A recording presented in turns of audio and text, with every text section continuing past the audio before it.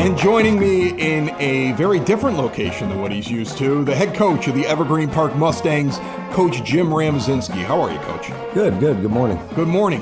So I'm going to have to take a picture of you today because Tim Moran over at the school, he was like, why is there no video? And I'm like, well, we're moving studios, Tim. And you can attest to everybody right now, we're just starting to build. Now. I mean, like, we're not camera ready down here. Next week, we're going to cameras and Tim will be happy because he wants to show video and he wants to show pictures of you. He says that the people respond to your smiling face. I don't believe that, but that's fine. If people think that, sure.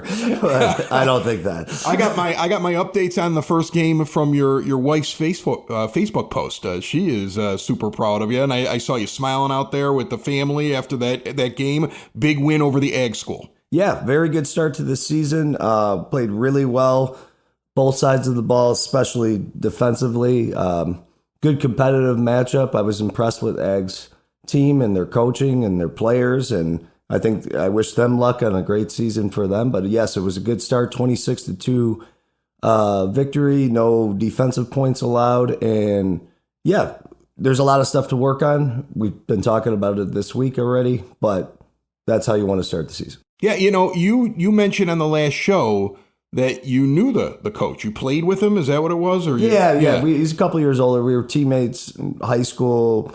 Kind of stayed in touch a little bit here and there. And then once we got back into coaching, we just crossed paths again and just started talking more again. Is that the kind of game where there's friendly conversation beforehand because you have that personal relationship, or afterwards you guys are really honest about each other's team? Like, do you sit there and say, okay, we finished playing you, you're really good at this, but like you probably want to work on that, and he may do the same thing back to you?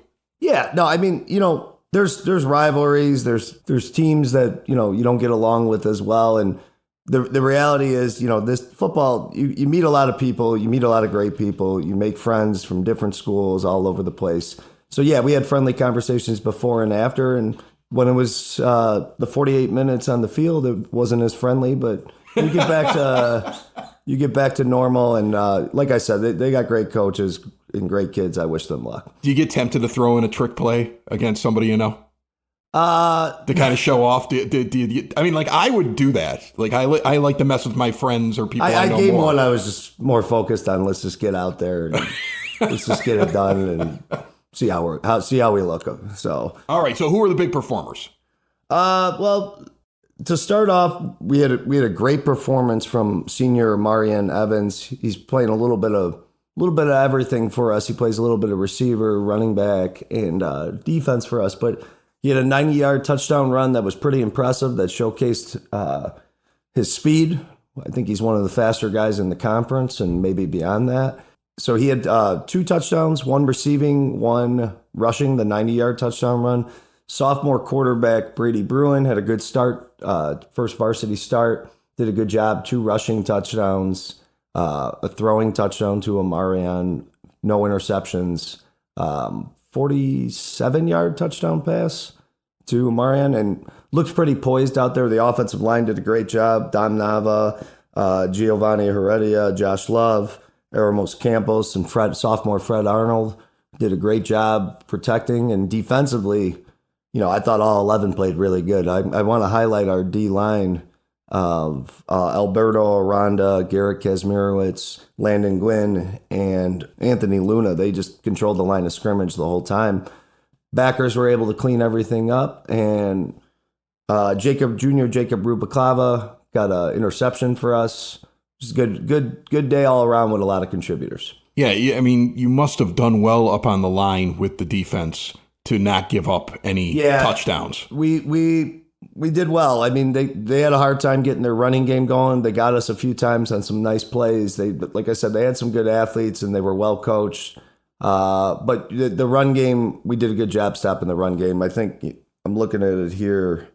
I got it down as they had 31 rushing attempts for 65 yards. Yeah. So, I mean, in control. But like I said, we still did make some mistakes offensively and defensively that, could cost us. I mean, and that's what you have to do. You have to win a game. I hate to say it like this, but you also have to find points of improvement.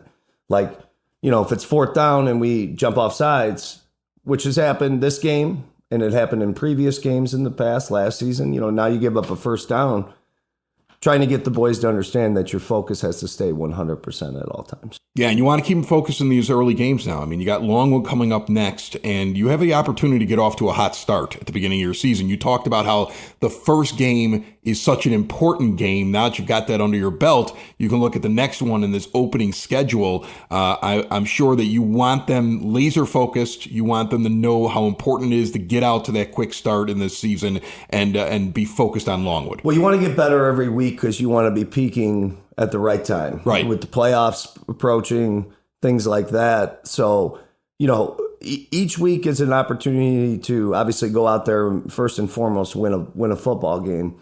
But, if you're a good team, you don't look at a win as, oh man, we are awesome. This was great. And that's kind of it. You look at it as, okay, we did great. We performed well here. We do have to improve here. And if we're serious about what we want to do and win a lot of games, everybody will do it. I feel like I've seen Longwood on the schedule a lot in the last couple of years. This is a repeater? Yeah, this is year 3 of them. And I know they have, Evergreen has played them in years past before my time. And they're 1-0. They won their first game. So we've got to make sure that we're focused, ready to go. We got a home game Friday night, 6:00 p.m. I'm hoping to see a lot of fans there. I believe it's Hawaiian themed for the student section. Really? Yes. Oh, get out the Hawaiian shirts for this one. Yes. So it should be a fun night, and it's always good when you have a home opener. So you've seen this team the last couple of years. They've seen you the last couple of years. Yes. So these teams know each other pretty well. How do you prepare for a team like Longwood? What do you expect from them? Well, I'm expecting a couple. They got a couple of athletes out on the edge that can get some good speed. They're running offensively, kind of the same things that they've been past couple of years, and we're just looking to get out there and execute and take care of business, tackle well, block well, finish runs, and get off to a good start in the game. And in the early part of the season, practice-wise, you talk about the fact that you're cleaning things up and that you're going to look at things, you're going to say, hey, we got a good win, we got to clean things up. How much development, especially with the guys that are probably new to the varsity team this year? I mean, is that already in your mind taken care of before the season starts, or in the early part of the season, are you still, almost laser focused on those guys because they got to be brought up quicker? Well, if guys are behind for whatever reason, I mean, yes, we go at our pace, and right. They'll catch up to it. And what I've noticed over the years is, if you want to catch up, you'll catch up.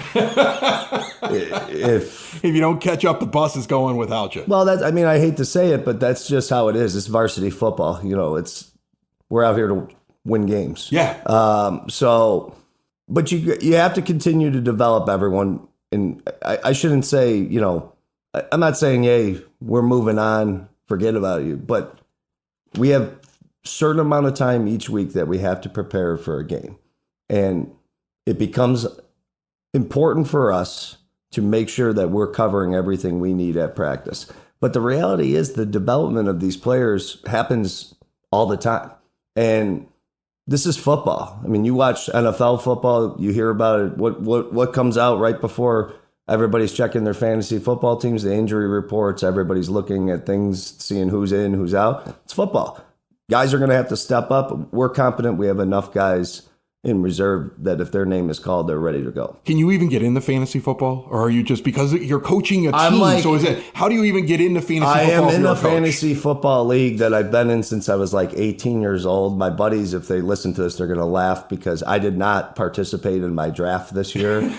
Your auto draft. Nor did I indicate that I wasn't going to participate. I just assumed that they would know, and I think they were kind of like, laughing at me at the end. Some of them, and I didn't get it. Shockingly, I didn't get a great team from them when they were auto drafting me.